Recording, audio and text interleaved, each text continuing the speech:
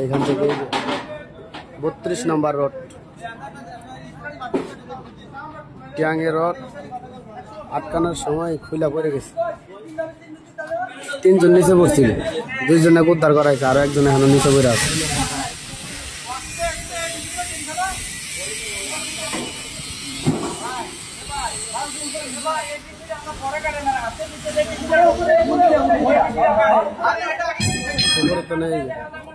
Tower Kirin দিয়ে আটকে রাখা হয়েছে।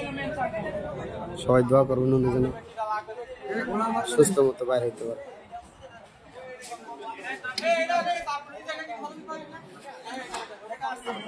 এখনো কোনো হাত পা ভাঙে নাই, তবে সিপার তোরা আছে আর কি।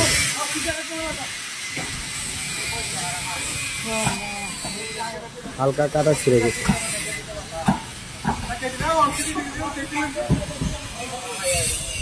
এই যেরকম